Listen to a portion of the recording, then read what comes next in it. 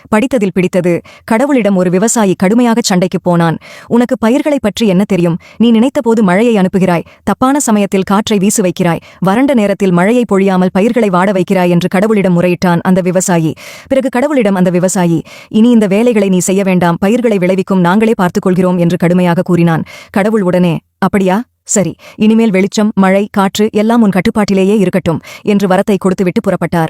விவசாயிக்கோ சந்தோஷம் பிடிபடவில்லை. அடுத்த விதைப்பிற்கான பருவம் வந்தது. மழையே பெய் என்றான். மழையும் பெய்தது. மழையே போதும் நில் என்றான். மழையும் நின்றது. ஈரமான நிலத்தை உழுதான். தேவையான வேகத்தில் காற்றை வீசச் செய்து விதையை தூவினான். மழை, வெயில், காற்று எல்லாமே அவன் சொன்ன பேச்சைக் கேட்டன. பயிர் பச்சை பசேல் என வளர்ந்தது.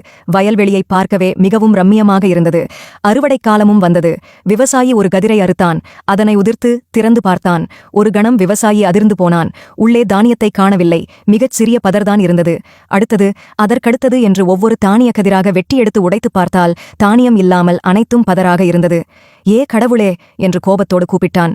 மழை, வெயில், காற்று எல்லாவற்றையுமே மிகச் சரியான விகிதங்களில்தானே பயன்படுத்தினேன். ஆனாலும் பயிர்கள் பாழாகிவிட்டதே, ஏன் என கேட்டான். கடவுள் புன்னகைத்தார். என் கட்டுப்பாட்டில் இருந்தபோது காற்று வேகமாக வீசும். அப்போது பயிர்கள் எல்லாம் அம்மாவை இறுக்கிக் கொள்ளும் குழந்தைகளைப் போல பூமிக்குள் தங்கள் வேர்களை மிக ஆழமாக அனுப்பி பிடித்துக் கொள்ளும். மழை குறைந்தால் தண்ணீரை தேடி வேர்களை நாலாபக்கமும் அனுப்பும். போராட்டம் இருந்ததால் தான் தாவரங்கள் தங்களை பாதுகாத்துக் கொண்டு வலுவாக வளரும்.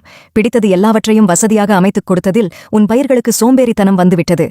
தளதளவென்று வளர்ந்ததே தவிர ஆரோக்கியமான தானியங்களைக் கொடுக்க அவற்றிற்கு தெரியவில்லை என்றார். வேண்டாமையா, உன் மழையும் காற்றும் நீயே வைத்துக்கொள் என்று கடவுளிடமே அவற்றை திருப்பித் தந்துவிட்டான் விவசாயி. பிரச்சனைகள் உங்களை போட்டு அழுத்தும்போதுதான் உங்களின் திறமை அதிகரிக்கும். இருட்டு என்று ஒரு பிரச்சனை இருந்ததால்தான் மின்விளக்கு கண்டுபிடிக்கப்பட்டது. பயணம் என்பது பிரச்சனையான போதுதான் வாகனம் உருவானது. பிரச்சனைகளே இல்லாமல் இருந்துவிட்டால் நம் மூளையின் திறனை எவ்வாறு அறிவீர்கள்? பிரச்சனையில்லாத வாழ்க்கைதான் சபிக்கப்பட்ட வாழ்க்கை. எதிர்பாராத திருப்பங்கள்தானே நம் வாழ்க்கையை சுவையாக அமைத்துத் தர முடியும். போராடுங்கள், அதுதான் உங்கள் வாழ்க்கையை அழகாக்கும்.